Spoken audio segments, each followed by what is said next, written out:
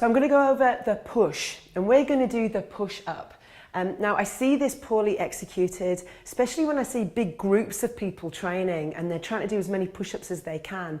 They end up going into that banana back, which you know I hate, and they're just pushing and they're pushing, and I'm looking at their backs, I'm like, oh. And I'm not going to lie to you guys, when I get fatigued and I'm trying to do quite a lot of push-ups, it's very easy to execute this push incorrectly. So as always, we never sacrifice form for repetitions. So let's get to it. The way to regress the push-up, the way to make it easier, is not to do it on your knees. I'll say that again. Do not do push-ups on your knees. It is a very different exercise to a push-up. Some people can do 20 push-ups on their knees and they can't do one on their hands and feet. The way that you regress is with the angle of the push-up. I tell all of my trainers, no push-ups on their knees for any of our clients. You can literally start off on a wall. Then you can work down the way. If you are in a gym, they have like a Smith machine that you can put the bar down, and then eventually you go to the ground. If you're outside, you can use a high fence. Then as you get stronger, you can go lower onto a step and then eventually onto the ground. Do it that way, and that's when you'll get stronger in the push. We have to do this every day, guys. We have to push ourselves and get off the ground.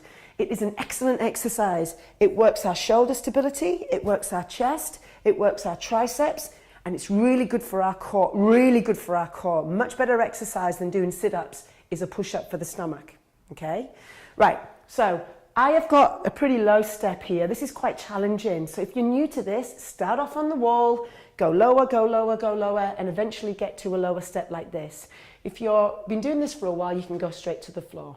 Now, you've got to have a nice straight back. So I'm going to show you with a rod on my back exactly how it should look. I get into the position on the step, and to make this easier, guys, you can go wider with your feet to get a bigger base of support. As you get better, you can go closer, but I always get my clients to go wider.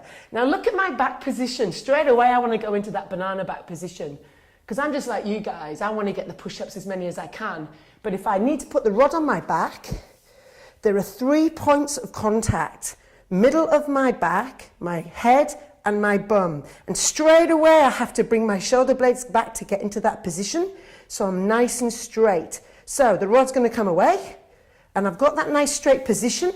Maintaining that straight position, I'm going to push and then and come up. That is the best way to do the push. Remember, if you haven't got a rod, have the intention of thinking that the rod is on your back and you've got 3 points of contact: your head, the middle of your back, and your bum. So we don't want to see any Sydney Harbour bridges, and we don't want to see the opposite of that real, with our lumbar spine going too much into what we call extension. It should be nice and straight. So I'm going to show you what it looks like on the floor too. I'll just move this out of the way. And I'm going to go wide with my feet to make it a bit easier for myself. I've got that rod on my back. Right, 3 points of contact, and I'm going to push and then come up and squeeze. So I'm going to take the rod away. Have a little rest. Okay, and then I'm going to show you what a full push-up would look like. So this is the goal. If we can get to here, fantastic. So I've got my hands, and when we're doing this, guys, a good friend of mine, a physiotherapist, taught me this trick. Put your fingers really wide away from each other, and that takes pressure off your wrists. So we're going to go really, really wide. We're going to go wide with our feet. I'm trying to imagine those 3 points of contact all the way down, all the way up. Now you can tell I was shaking a little bit. That's pretty tough, guys. That's the end goal. One thing I'll also show you, if you do have problems with your wrists, because some people find this quite challenging, you can go onto your fists. I'm not going to lie to you guys, this is a very tough push-up, and it's what a lot of the mixed martial arts guys and girls will use. When you're going to do this, make sure you're going to do it on a soft ground, not on here, because this is going to kill my hands to show you this, but we're going to keep it, I'll have a go though, we're going to keep it nice and strong. I'm hoping my back was straight. I'm not sure it was. We'll do it again. I'm getting the thumbs up. We'll do it again. Shoulders back. That's only if you've got pressure on your wrists and you've got wrist problems. Otherwise, go straight. The push is a really, really, really good exercise, guys. Make sure that you keep your back nice and straight.